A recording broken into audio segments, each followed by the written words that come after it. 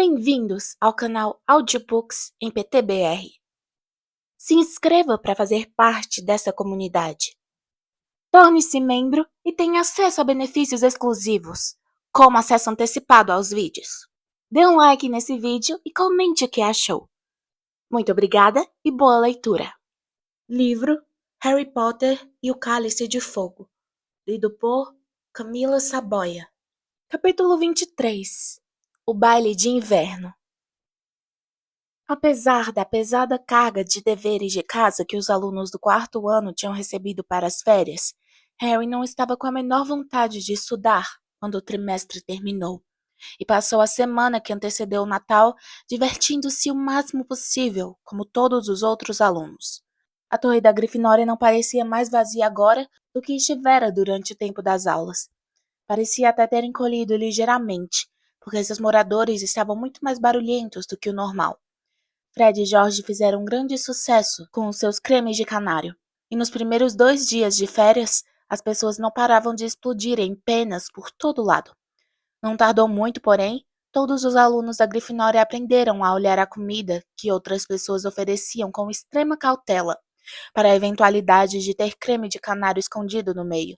E George confidenciou a Harry que ele e Fred agora estavam trabalhando em outra invenção.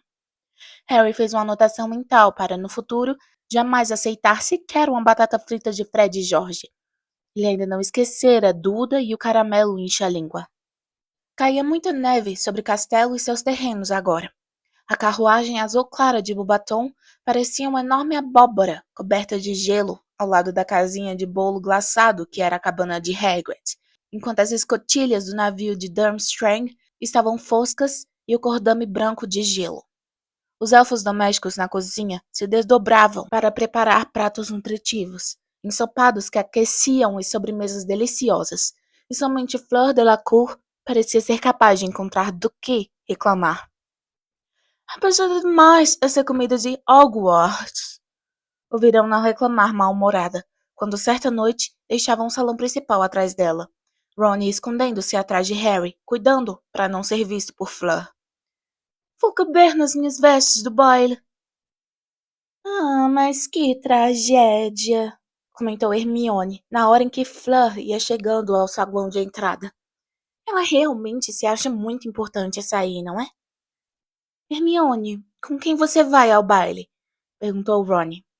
O garoto não parava de assediá-la com essa pergunta, na esperança de fazê-la responder sem querer ao ser perguntada quando menos esperasse. No entanto, Hermione meramente franzia a testa e dizia: Não vou lhe contar porque você iria caçoar de mim. Você tá brincando, Weasley? Disse Malfoy às costas deles. Você tá dizendo que alguém convidou isso pra ir ao baile? Não foi o sangue ruins de molares compridos, foi?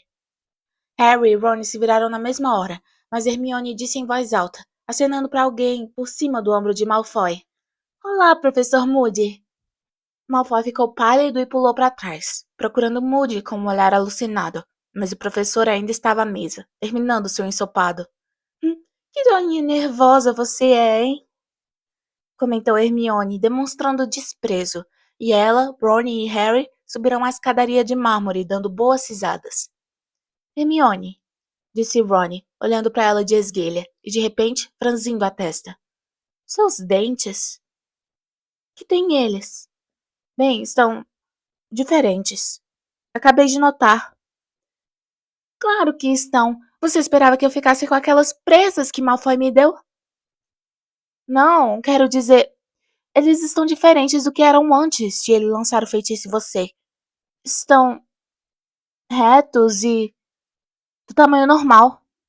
Hermione de repente sorriu muito travessamente, e Harry também reparou. Era um sorriso diferente do que ele lembrava. Bem, quando fui procurar Madame Pomfrey para consertar os dentes, ela segurou um espelho e me disse para mandar ela parar quando os dentes voltassem ao tamanho normal. E eu deixei demorar um pouco mais. Hermione deu um sorriso ainda maior. Papai e mamãe vão ficar muito satisfeitos. Estou tentando convencer os dois a me deixar reduzir os dentes há séculos, mas eles queriam que eu continuasse com o aparelho. Sabe, eles são dentistas. Daí acham que dentes e magia não devem... Olha lá, Bichetinho voltou. A corujinha de Ron piava feito louca, no alto da balaustrada enfeitada de pingentes de gelo, um rolo de pergaminho amarrado à perna. As pessoas que passavam apontavam e riam, e um grupo de alunas do terceiro ano parou para comentar. Ah, olha só que corujinha mínima, não é uma gracinha? Seu penoso babaca, sibilou Ron, correndo escada acima e agarrando o Pichitinho. Você entrega as cartas direto ao destinatário. Não fica por aí se exibindo. Pichitinho piou alegremente, a cabeça espichando por cima da mão fechada de Ron. As garotas do terceiro ano pareceram muito chocadas. Caiam fora, disse Ron rispidamente, que segurava a coruja, que piou ainda mais alegremente ao sair voando pelos ares. Aqui, toma, Harry, acrescentou Ron em voz baixa, enquanto as garotas saíam correndo, com um ar escandalizado. Ele puxou a resposta da perna de Pichitinho. Harry embolsou-a e os três correram a lê-la na torre da Grifinória. Todos na sala comunal estavam demasiado ocupados extravasando a agitação das férias para observar o que alguém mais estivesse fazendo. Harry, Ron e Hermione se sentaram afastados dos colegas, junto a uma janela escura que lentamente se cobria de neve, e Harry leu em voz alta. Caro Harry, parabéns por conseguir passar pelo rabo córneo. Quem pôs o seu nome naquele cálice não deve estar se sentindo muito feliz no momento. Eu ia sugerir um feitiço conjuntivitus, porque os olhos do dragão são seu ponto mais fraco. Foi o que Krum usou, murmurou Hermione. Mas o seu jeito foi melhor, estou impressionado. Porém, não fique se sentindo muito satisfeito consigo mesmo, Harry. Você só deu conta de uma tarefa. Quem o escreveu no torneio vai ter muitas outras oportunidades, se quer realmente lhe fazer mal. Mantenha os olhos abertos, particularmente quando a pessoa de quem já falamos estiver por perto. E se concentre em não se meter em confusões. Mande notícias. Continuo querendo saber de qualquer coisa anormal. Sirius. Ele está falando exatamente a mesma coisa que Moody, disse Harry em voz baixa, guardando a carta dentro das vestes. Vigilância constante. Parece até que eu ando por aí com os olhos fechados, ricocheteando nas paredes. Mas ele tem razão, Harry, disse Hermione. Você ainda tem duas tarefas a cumprir. Devia realmente dar uma olhada naquele ovo, sabe? E começar a estudar o que significa. Hermione, ainda faltam séculos, disse Ron com rispidez. Quer jogar uma partida de xadrez, Harry? Ok, disse Harry. Depois, vendo a expressão de Hermione, vamos, como é que eu vou me concentrar nessa barulheira? Não vou conseguir nem ouvir o ovo com essa turma berrando. Ah, imagino que não, suspirou ela, se sentando para assistir a partida que terminou num excitante checkmate de Ron, envolvendo dois peões corajosos, mas imprudentes, e um bispo muito violento. Harry acordou de repente na manhã de Natal. Imaginando o que teria causado seu abrupto retorno à consciência, ele abriu os olhos e viu uma coisa de olhos muito grandes, verdes e redondos, que o encarava na escuridão, tão próximo que a coisa e ele estavam quase nariz com nariz. Dobby! Berrou Harry, afastando-se do elfo tão depressa que quase caiu da cama. Não faz isso! Dobby sente muito, meu senhor! Esganiçou-se o elfo com a voz cheia de ansiedade, saltando para trás com os longos dedos cobrindo a boca. Dobby só estava querendo desejar a Harry Potter Feliz Natal e lhe trazer um presente, meu senhor. Harry Potter disse que Dobby podia vir vê-lo um dia desses, meu senhor. Tudo bem, disse Harry, ainda respirando muito acelerado, enquanto seu coração voltava ao normal. Da próxima vez é só me cutucar ou outra coisa assim. Não se debruça sobre mim desse jeito. Harry afastou as cortinas da cama, apanhou os óculos na mesa de cabeceira e colocou-os. Seu berro acordara Ron, Simas, Dino e Neville. Os quatro estavam espiando entre as cortinas de suas camas, as pálpebras pesadas e os cabelos desmanchados. Alguém está atacando você, Harry? Perguntou Simas sonolento. Não, é só o Dobby, resmungou Harry. Pode voltar a dormir. Presentes! Exclamou Simas, vendo a montanha aos pés de sua cama. Ron, Dino e Neville resolveram que, uma vez que estavam acordados, era melhor começarem a abrir os presentes também. Harry se voltou para Dobby, que agora estava de pé, nervoso, ao lado de sua cama, ainda com um ar preocupado por ter perturbado o garoto. Havia um enfeite de Natal preso à argola do seu abafador. Dobby pode dar o presente dele a Harry Potter? Perguntou ele, hesitante. Claro que pode. Também tem uma coisinha para você. Era mentira. Não comprara nada para Dobby, mas abriu depressa o seu malão e tirou um par de meias enrolado e particularmente cheias de bolotinhas. Eram suas meias mais velhas e piores, amarelo mostarda, e tempos atrás tinham pertencido ao tio Walter. A razão por que estavam tão embolotadas é que Harry as usava para embrulhar o bisbilhoscópio. Ele desembrulhou o objeto e entregou as meias a Dobby, dizendo: Desculpe, me esqueci de embrulhar. Mas Dobby ficou absolutamente encantado. As meias são as peças favoritas mesmo de Dobby, meu senhor, disse o elfo, rasgando as meias velhas que calçava e pondo as do tio Walter. Agora tenho 7, meu senhor. Mas, meu senhor, disse ele, arregalando os olhos, depois de puxar as meias até onde pôde, de modo que elas chegaram à bainha dos seus shorts. Eles se enganaram na loja, Harry Potter, e venderam 2 meias iguais. Ah, não, Harry, como foi que você não viu isso? Exclamou Ron, rindo lá de sua cama, que agora estava juncada de papel de embrulho. Vou dizer o que vou fazer, Dobby. Aqui, tome mais 2 e você pode combiná-las como deve ser. E aqui está seu suéter.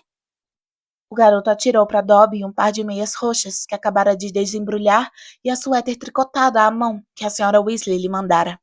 Dobby não coube em si de contentamento. Meu senhor, o senhor é muito bondoso, guinchou ele, com os olhos transbordantes de lágrimas, fazendo profundas reverências para Ron. Dobby sabia que o senhor devia ser um grande bruxo, porque é o maior amigo de Harry Potter. Mas Dobby não sabia que também era tão grande em generosidade de alma, tão nobre, tão sem egoísmo. São apenas meias, disse Ron, cujas orelhas coraram ligeiramente, embora ele parecesse muito satisfeito. Uau, Harry! Ele acabara de abrir o presente de Harry, boné do Chudley Cannons. Maneiro! Enfiou o boné na cabeça, onde a cor se chocou violentamente com seus cabelos.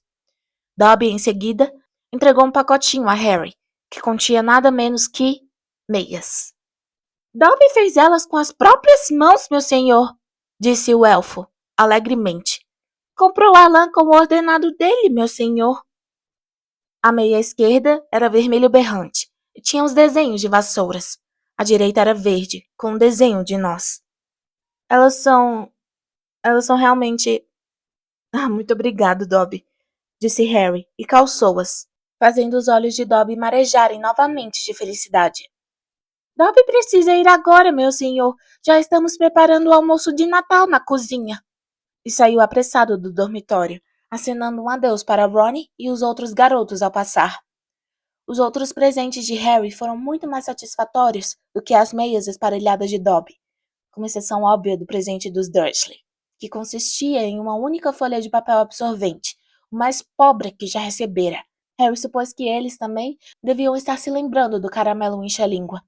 Hermione dera a Harry um livro intitulado Os times de quadribol da Grã-Bretanha e da Irlanda. Ron, uma grande sacola de bombas de bosta. Sirius, um canivete maneiro, com acessórios para abrir qualquer porta e desfazer qualquer nó. E Hagrid, uma enorme caixa de doces, com todos os que Harry mais gostava. Feijõezinhos de todos os sabores Betty Bots, sapos de chocolate, chicles de baba-bola e delícias gasosas. Ganhara também, é claro, o pacote habitual da senhora Weasley, incluindo uma nova suéter, verde com a estampa de um dragão. Harry imaginou que Carlinhos lhe contara tudo sobre o rabo córneo e uma grande quantidade de tortas caseiras de frutas secas. Harry e Ron se encontraram com Hermione na sala comunal e desceram juntos para tomar o café da manhã. Os 3 passaram a maior parte da manhã na torre da Grifinória, onde todos se divertiam com os presentes recebidos. Depois, voltaram ao salão principal para o almoço magnífico, que incluía no mínimo uns 100 perus e pudins de Natal, e montanhas de bolachas mágicas de Cribbage. Os garotos saíram para os jardins à tarde. A neve estava intocada, exceto pelas valas fundas feitas pelos estudantes de Durmstrang e Beauxbaton a caminho do castelo. Hermione preferiu assistir à batalha de bola de neve de Harry com os Weasley, em vez de tomar parte nela, e às 5 horas disse que ia subir para se preparar para o baile. Que? Você precisa de 3 horas? Perguntou Ronnie, olhando para ela incrédulo e pagando por esse lapso de concentração. Uma enorme bola, atirada por George, atingiu com força do lado da cabeça. Com quem é que você vai? Gritou ele para Hermione, mas a garota apenas acenou e desapareceu pela escada de acesso ao castelo. Não houve o chá de Natal aquela tarde, porque o baile incluía um banquete, de modo que às 7 horas, quando ficou difícil fazer pontaria direito, os garotos abandonaram a batalha de bola de neve e marcharam de volta ao salão comunal. A mulher gorda estava sentada em sua moldura com a amiga Violeta, do andar de baixo, as duas extremamente tontas, caixas vazias de bombons recheados de licor amontoadas sobre o quadro. Luta de covil, é isso aí, riu-se ela, quando os garotos disseram a senha, e ela girou o quadro para frente para deixá-los passar. Harry, Ron, Simas, Gino e Neville trocaram a roupa por vestes a rigor no dormitório, todos se sentindo muito constrangidos, mas nenhum tanto quanto Ron, que se examinou no comprido espelho a um canto, com cara de desgosto. Não havia como contornar o fato de que as vestes dele pareciam mais um vestido do que qualquer outra coisa.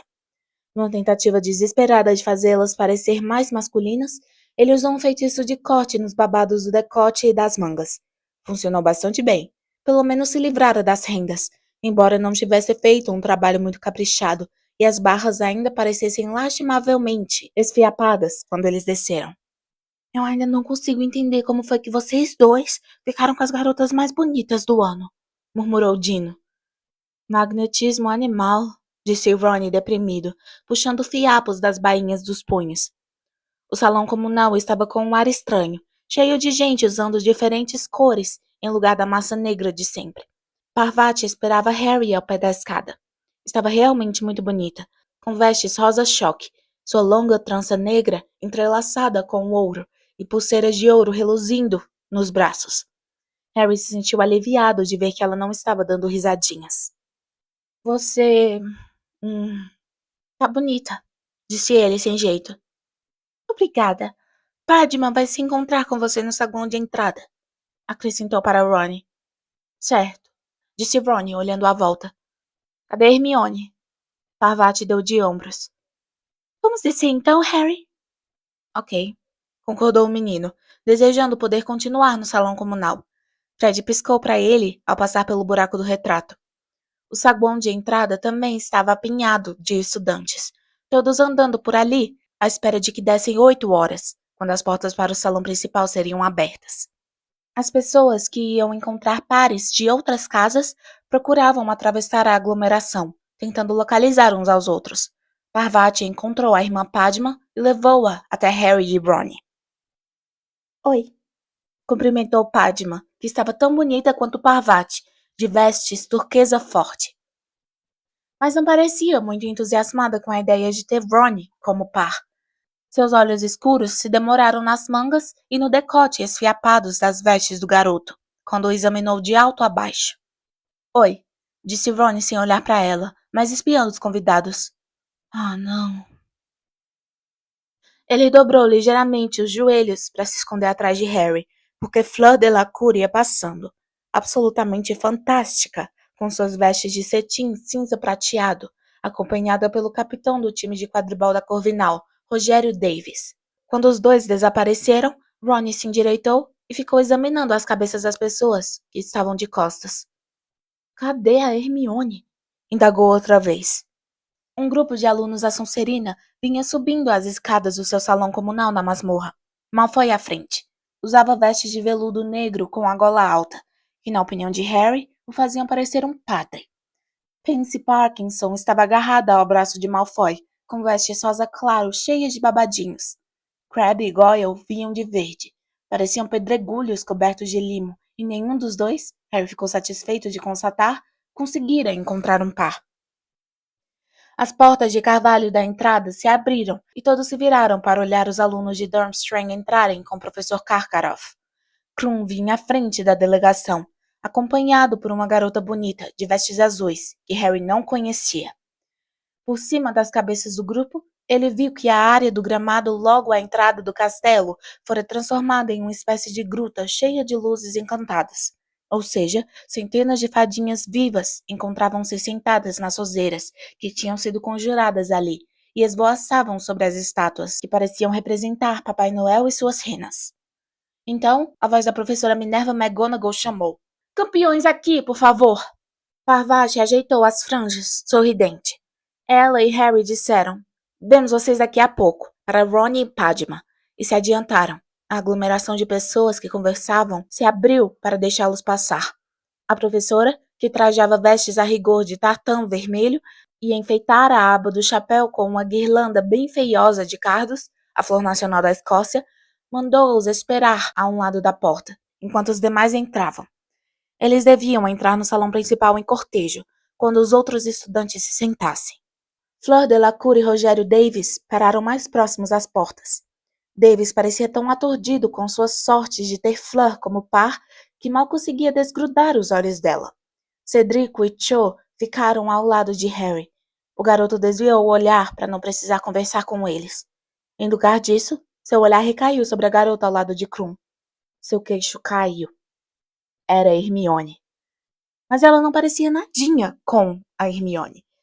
Fizeram alguma coisa com os cabelos. Não estavam mais lonzudos, mas lisos e brilhantes, enrolados num elegante nó na nuca. Estava usando vestes feitas de um tecido etéreo azul pervinca e tinha uma postura um tanto diferente.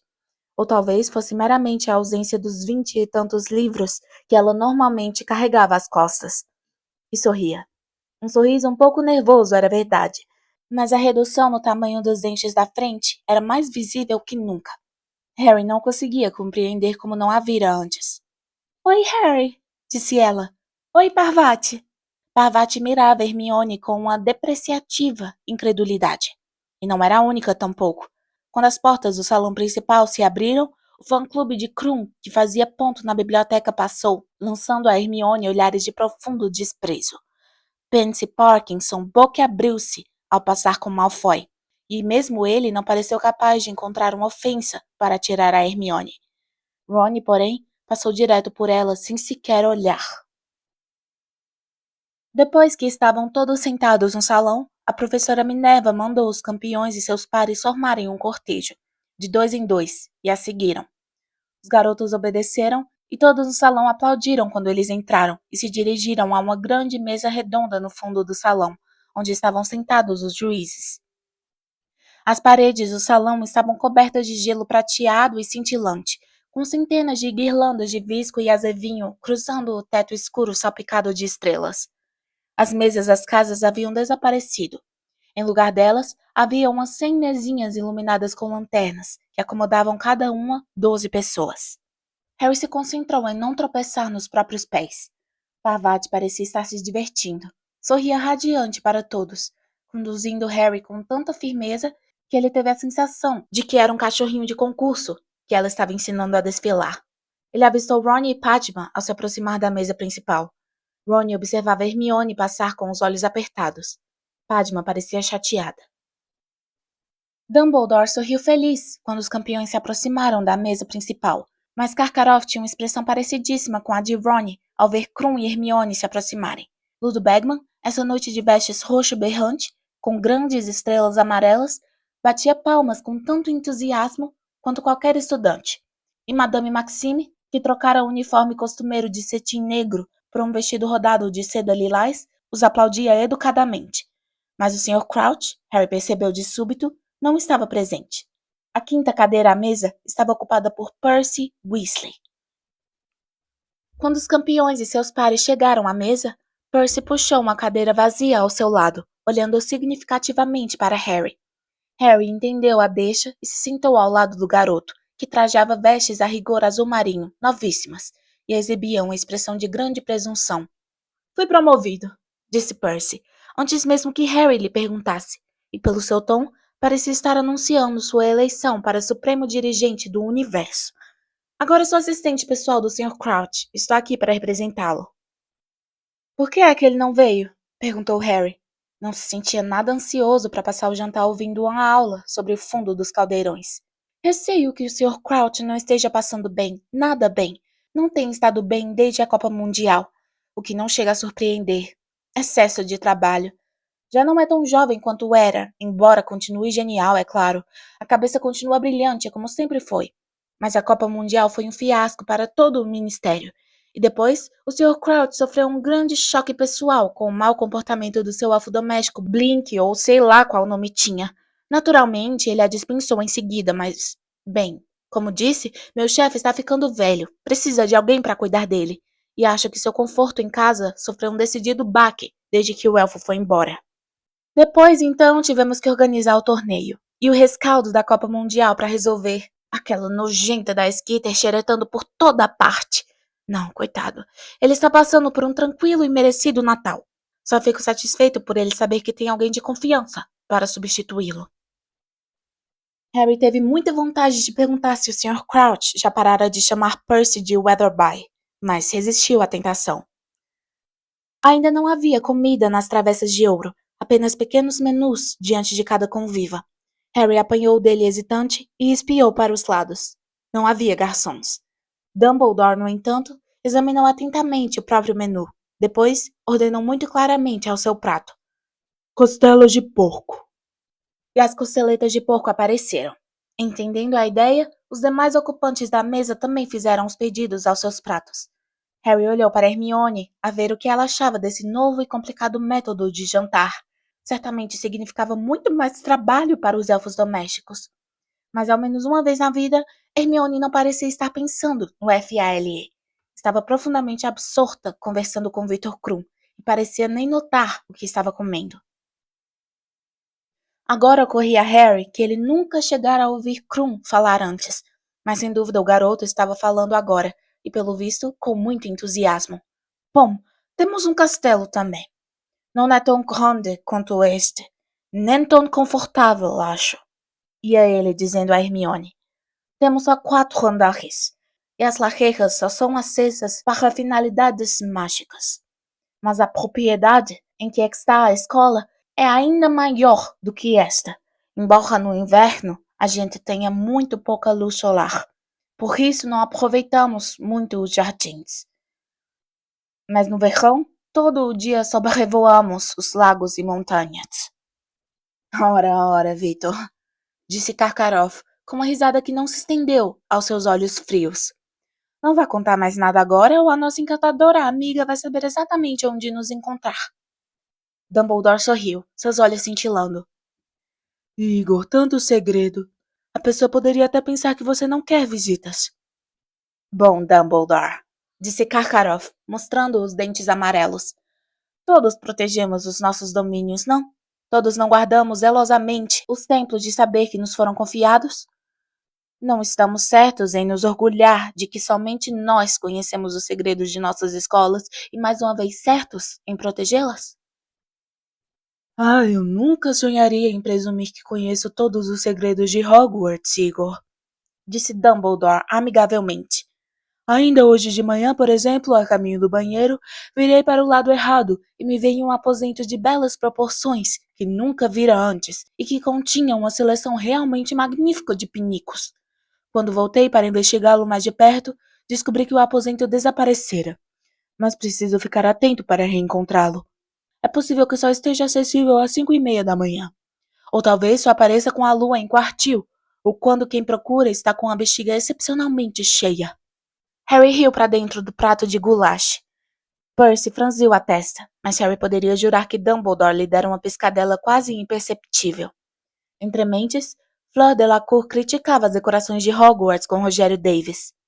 Isso não é nada, disse ela, contemplando as paredes cintilantes do salão principal com um ar de pouco caso.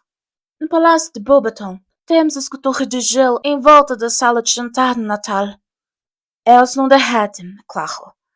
Parecem enormes estátuas de diamante, faiscando pela sala. E a comida é simplesmente superbe. E temos corres de ninfas e matas, cantando serenatas enquanto comemos. Não temos essas armaduras feias nos corredores. E se um dia um poltergeist entrasse em Beauxbaton, seria expulso assim. E ela bateu com impaciência na mesa. Rogério Davis observava a garota falar com expressão aturdida no rosto, e a toda hora errava ao levar o garfo à boca. Harry teve a impressão de que o garoto estava ocupado demais admirando Fleur para escutar uma única palavra do que ela dizia.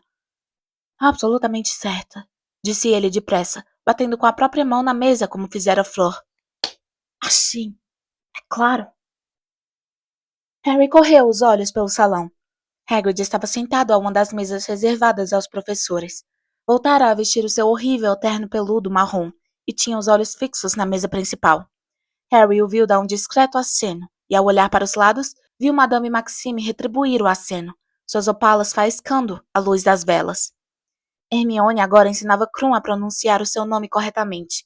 Ele não parava de chamá-la de Hermione. Hermione, disse ela lenta e claramente. Hermione. Está bastante parecido, disse ela, encontrando os olhos de Harry e sorrindo. Quando toda a comida fora consumida, Dumbledore se levantou e pediu aos estudantes que fizessem o mesmo. Então, a um aceno de sua varinha, as mesas se encostaram às paredes, deixando o salão vazio. Em seguida, ele conjurou uma plataforma ao longo da parede direita.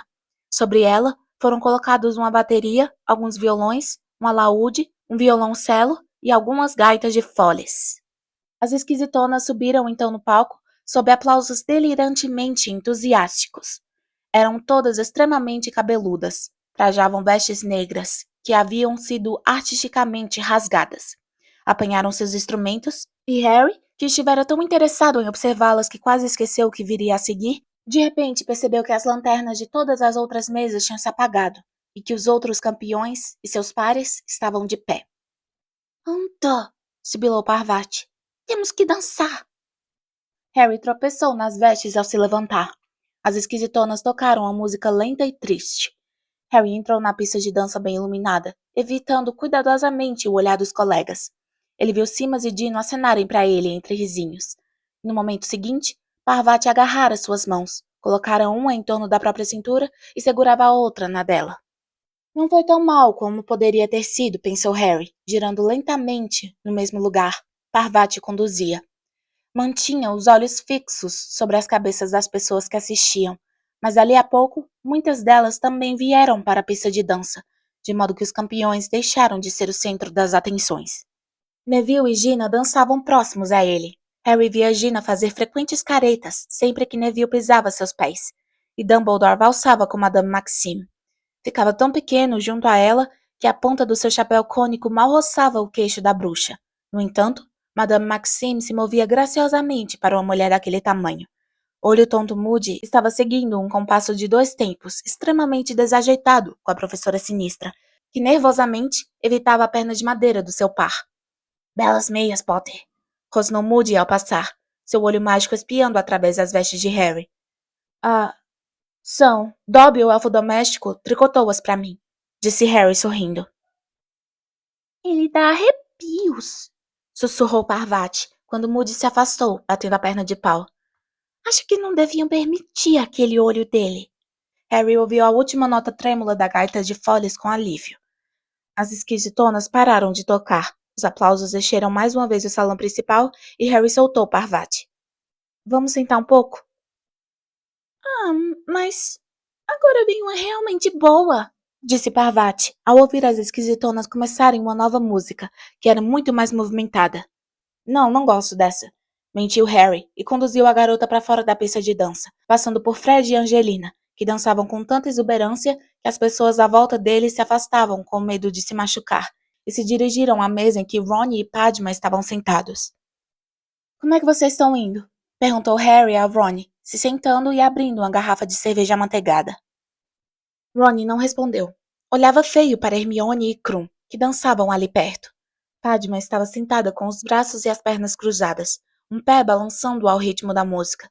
De vez em quando, ela lançava um olhar aborrecido a Ron, que a ignorava completamente. Parvati se sentou do outro lado de Harry, cruzou os braços e as pernas também, e minutos depois, foi convidada a dançar por um garoto da Beauxbaton. Você se importa, Harry? Perguntou Parvati. Quê? Disse Harry, que estava observando Cho e Cedrico. Nada, retrucou Parvati e saiu com o garoto da Beauxbaton. Quando a música terminou, ela não voltou. Hermione apareceu e se sentou na cadeira vazia de Parvati, Estava com o rosto um pouco afogueado de dançar. Oi, disse Harry. Ron não disse nada. Está quente, não acham? Disse ela, se abanando com a mão. Vitor vai apanhar alguma coisa pra gente beber. Ron lhe lançou um olhar irritado. Vitor, disse ele. Ele ainda não lhe pediu para chamá-lo de Vitinho? Hermione olhou para o garoto surpresa. Que é com você? Se você não sabe, disse ele sarcasticamente. Não sou eu que vou lhe dizer. Hermione encarou-o demoradamente. Depois, Harry, mas este sacudiu os ombros. Ron, que é? Ele é da Durmstrang, vociferou Ron. Está competindo contra o Harry, contra Hogwarts. Você está... Ron obviamente estava procurando palavras suficientemente fortes para descrever o crime de Hermione. Confraternizando com o inimigo. É isso que você está fazendo. Hermione ficou boquiaberta. Não seja tão burro, respondeu ela após um momento. O inimigo? Francamente, quem é que ficou todo excitado quando viu Krum chegar? Quem é que queria pedir um autógrafo a ele?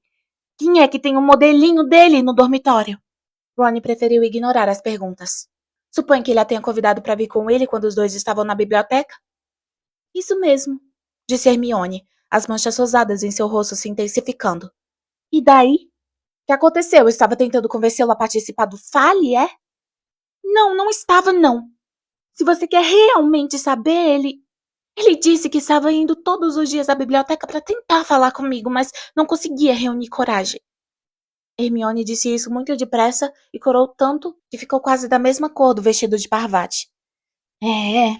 Isso é o que ele conta, disse Ron em tom desagradável. E o que é que você quer dizer com isso? É óbvio, não é? Ele é aluno de Karkaroff, não é? E sabe que você anda em companhia do... Ele só tá tentando se aproximar do Harry, tirar informações sobre ele, ou até chegar perto bastante para azarar ele. Hermione pareceu ter sido esbofetada por Ron. Quando falou, tinha a voz trêmula. Para sua informação, ele não me fez uma pergunta sobre o Harry. Nenhumazinha. Ron mudou o rumo da conversa com a velocidade da luz. Então está com a esperança de você o ajudar a decifrar a mensagem do ovo. Suponho que tenham andado juntando as cabeças durante aquelas sessõezinhas íntimas na biblioteca. Eu nunca o ajudaria com aquele ovo! Exclamou Hermione, com ar de indignação. Nunca! Como é que você pode dizer uma coisa dessas? Eu quero que o Harry vença o torneio. Harry sabe disso, não sabe, Harry? Você tem um jeito engraçado de demonstrar isso, desdenhou Ron. O torneio é justamente para se conhecer bruxos estrangeiros e fazer amizade com eles, disse Hermione com a voz aguda. Não é não, é para se ganhar. As pessoas estavam começando a olhar para eles. Ron, disse Harry em voz baixa. Eu não tenho nada contra Hermione vir com o Krum. Mas Ron não deu atenção a Harry tampouco.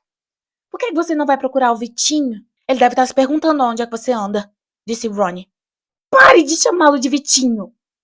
Hermione ficou de pé e saiu decidida pela pista de dança, desaparecendo na multidão. Ron acompanhou-a com uma expressão no rosto que misturava raiva e satisfação. Você não vai me convidar para dançar? Perguntou Padma a ele. Não, disse Ron, ainda olhando feio para as costas de Hermione. Ótimo, retrucou Padma, se levantando e indo se juntar a Parvati e ao garoto de Bubaton, que conjurou um amigo para se reunir a eles tão depressa que Harry seria capaz de jurar que chamaram o amigo com um feitiço convocatório. Onde está Hermione? Perguntou uma voz.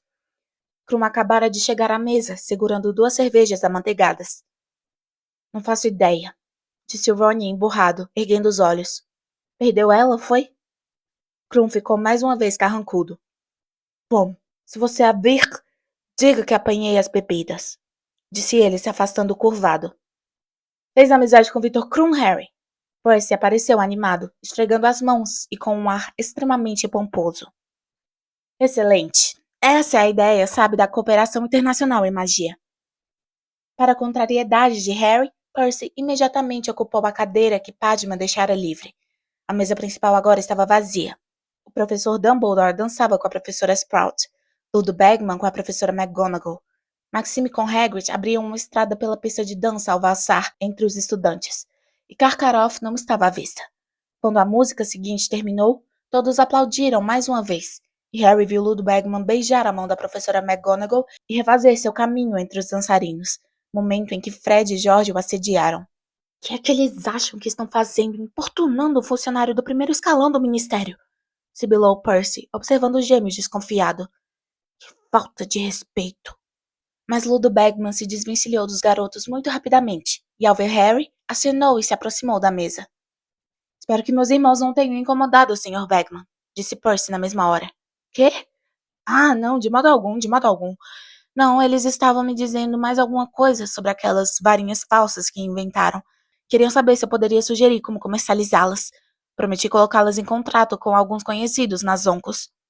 Percy não pareceu nada feliz com a resposta, e Harry podia apostar que o irmão iria correndo contar à Sra. Weasley no minuto em que chegasse em casa. Pelo visto, os planos dos gêmeos haviam se tornado mais ambiciosos ultimamente. Se estavam pensando em vender seus produtos no varejo. Bagman abriu a boca para perguntar alguma coisa a Harry, mas Percy o distraiu. Como é que o senhor acha que o torneio está correndo, Sr. Bagman? O nosso departamento está bastante satisfeito. O probleminha com o cálice de fogo? Ele lançou um olhar a Harry. Foi lamentável, naturalmente, mas as coisas parecem ter corrido muito bem até agora, o senhor não acha? Ah, sim, respondeu Bagman animado. Tem sido um grande divertimento. Como anda o velho Bartô? Que pena que ele não pôde vir.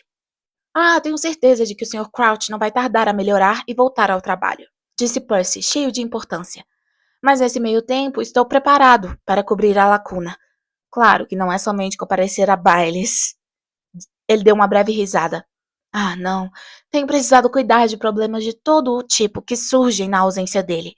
O senhor ouviu falar que Ali Bashir foi apanhado contrabandeando um carregamento de tapetes voadores para dentro do país? E que temos tentado persuadir a Transilvânia a assinar uma sanção internacional aos duelos? Tenho uma reunião com o chefe da cooperação em magia transilvano no próximo ano. Vamos dar uma volta, murmurou Ron para Harry. Saí de perto do Percy. Fingindo que queriam se reabastecer de bebidas, Harry e Ron saíram da mesa, contornaram a pista de dança e seguiram para o saguão de entrada. As portas estavam abertas de par em par e as fadinhas luminosas no roseral piscavam e cintilavam quando os garotos desceram os degraus à entrada e se viram cercados de plantas que formavam caminhos serpeantes e de grandes estátuas de pedra. Harry ouviu um rumorejo de água caindo, que lhe parecia uma fonte. Aqui e ali as pessoas estavam sentadas em bancos entalhados.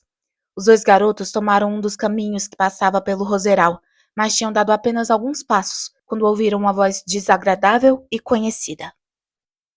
Não vejo com que tem de se preocupar, Igor. Severo, você não pode fingir que isso não está acontecendo. A voz de Karkaroff era baixa e ansiosa, como se cuidasse para ninguém os ouvir. Tem se tornado cada vez mais nítida nos últimos meses. Estou começando a me preocupar seriamente, não posso negar. Então fuja, disse a voz de Snape secamente.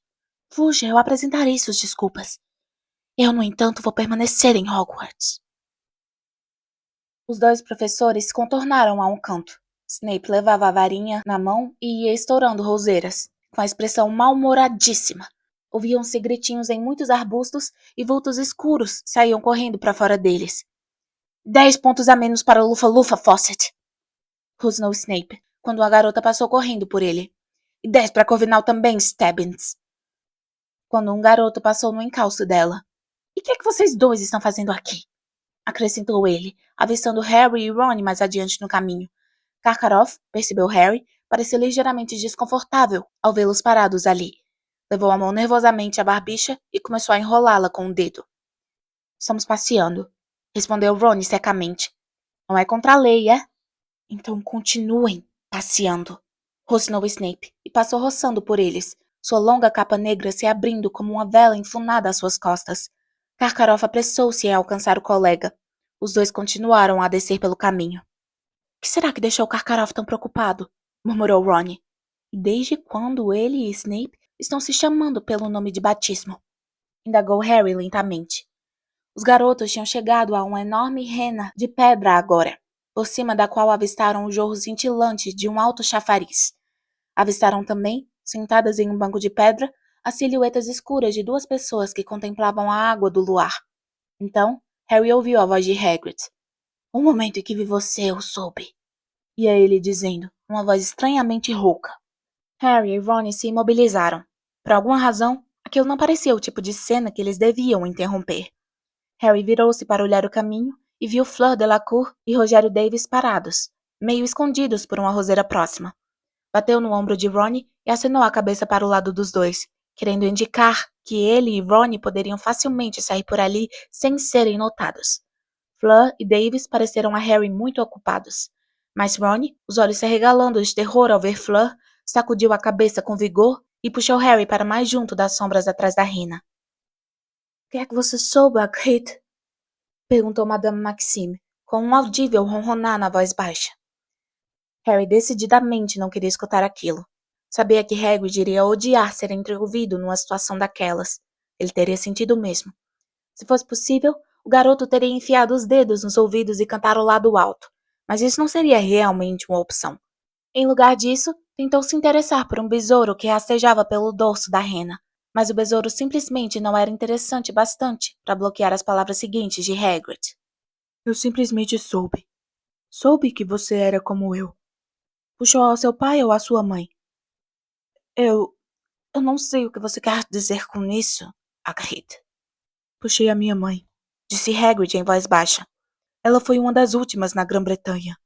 Claro, eu não consigo me lembrar muito bem dela. Ela foi embora, entende? Quando eu tinha uns 3 anos. Não era do tipo muito maternal. Bem, não é da natureza delas, não é mesmo? Não sei o que aconteceu com ela. Pode até ter morrido, pelo que eu sei."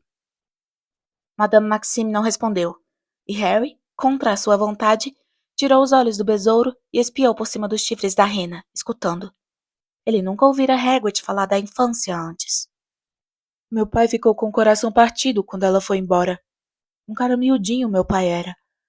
Quando cheguei aos 6 anos, podia levantar e colocar ele em cima de uma cômoda quando me contrariava. Costumava fazer ele rir." A voz de Hagrid quebrou. Madame Maxime o escutava, imóvel, aparentemente contemplando o chafariz de prata. "Papai me criou, mas ele morreu, é claro, logo depois que entrei para a escola. Meio que tive de abrir o meu caminho sozinho depois disso. Mas veja, Dumbledore foi uma grande ajuda. Muito bom para mim ele foi." Hagrid puxou um grande lenço de seda encardido e assoou o nariz com força. "Então, em todo caso, chega de falar de mim. E você? De que lado você herdou?" Mas Madame Maxime repentinamente se pusera de pé. "Está frio", disse ela. Mas fosse qual fosse a temperatura que fazia, não chegava nem longe a frieza na voz dela. "Acho que vou entrar agora." "É?" disse Hagrid sem entender. "Não, não vá. Nunca encontrei alguém igual a mim antes." "Alguém exatamente como?" perguntou Madame Maxime, num tom de voz cortante. Harry poderia ter dito a Hagrid que era melhor não responder. Ficou parado ali nas sombras, cerrando os dentes, desejando por tudo no mundo que o amigo não respondesse. Mas não adiantou nada. "Alguém meio gigante, é claro", disse Hagrid. "Como é que você se atreve?" gritou Madame Maxime. Sua voz explodiu na noite tranquila como uma buzina de nevoeiro. Às costas deles, Harry ouviu Fleur e Rogério despencarem da roseira em que estavam. "Nunca fui mais insultada na vida. Meio gigante. Moá! Eu tenho os ossos garrudos." Ela saiu intempestivamente. Grandes enxames de fadinhas multicoloridas se ergueram no ar quando ela passou, empurrando arbustos para os lados. Hagrid continuou sentado no banco, acompanhando-a com um olhar parado. Estava escuro demais para distinguir a expressão do seu rosto. Depois, passado 1 minuto, ele se levantou e se afastou, mas não voltou ao castelo. Saiu pelos jardins escuros em direção à sua cabana. "Anda", disse Harry muito baixinho a Ron. "Vamos embora." Mas Ron não se mexeu. "O que é que tá havendo?" perguntou Harry, olhando para o amigo. Ron se virou para Harry, a expressão realmente muito séria. "Você sabia?" sussurrou. "Que Hagrid era meio gigante?" "Não", disse Harry, sacudindo os ombros. "E daí?" Harry percebeu imediatamente pelo olhar de Ron que, mais uma vez, estava revelando sua ignorância sobre o universo da magia. Criado pelos Dursley, havia muita pouca coisa que os bruxos aceitavam naturalmente, e que eram verdadeiras revelações para Harry. Mas essas surpresas tinham se tornado menos frequentes à medida que ele progredia na escola. Agora, porém, ele percebia que a maioria dos bruxos não teria dito "e daí?" ao descobrir que um amigo tivera uma giganta por mãe. "Eu lhe explico lá dentro", disse Ron baixinho. "Vamos." Fleur e Rogério Davis tinham desaparecido, provavelmente em uma moita de arbustos com mais privacidade. Harry e Ron voltaram ao salão principal. Parvati e Padma agora estavam sentados a uma mesa distante com um grande grupo de garotos da Bobaton, e Hermione estava mais uma vez dançando com Krum. Harry e Ron se sentaram a uma mesa bem longe da pista de dança. "Então", perguntou Harry a Ron, "qual o problema de ser gigante?" "Bom, eles não são muito legais", terminou Ron sem graça. "Quem se importa?" exclamou Harry. "Não há nada de errado com Hagrid." "Eu sei que não tem, mas... Caracas, não admira que ele fique na moita", disse Ron, balançando a cabeça. "Eu sempre achei que ele talvez tivesse ficado no caminho de um feitiço de engurgitamento ruim quando era criança ou outra coisa do gênero, e não gostasse de mencionar isso." "Mas qual é o problema da mãe dele ter sido uma giganta?" perguntou Harry. "Bem, ninguém que o conhece vai se importar, porque sabe que ele não é perigoso", disse Ron lentamente. "Mas... Harry, eles são apenas gigantes cruéis. É como Hagrid disse, é da natureza deles, são como os trasgos. Gostam de matar, todo mundo sabe disso. Mas hoje não tem mais gigantes na Grã-Bretanha." "O que foi que aconteceu com eles?" "Bem, eles estavam acabando mesmo, então um monte deles foi morto pelos aurores. Mas dizem que há gigantes no exterior, a maioria escondida em montanhas." "Não sei quem é que a Maxime pensa que está enganando", disse Harry, observando a bruxa sentada sozinha à mesa dos juízes, com um ar muito sério. "Se Hagrid é meio gigante, decididamente ela também é. Ossos graúdos. A única coisa que tem ossos maiores do que ela é um dinossauro." Harry e Ron passaram o resto do baile discutindo gigantes a um canto, nenhum dos dois com a menor inclinação para dançar. Harry tentou não olhar para Cho e Cedrico. Sentia uma enorme vontade de chutar alguma coisa. Quando as esquisitonas terminaram de tocar à meia-noite, receberam mais uma rodada de aplausos estrepitosos e começaram a sair em direção ao saguão de entrada. Muitas pessoas expressavam o desejo de que o baile pudesse continuar por mais tempo, mas Harry estava absolutamente satisfeito de ir se deitar. E se alguém quisesse saber, a noite não fora lá essas coisas. Já no saguão de entrada, Harry e Ron viram Hermione se despedindo de Krum antes do garoto se retirar para o navio de Durmstrang. Ela lançou a Ron um olhar gelado e passou por ele a caminho da escadaria de mármore, sem falar. Os dois amigos a seguiram, mas no meio da escada, Harry ouviu alguém que o chamava. "Ei, Harry!" Era Cedrico Diggory.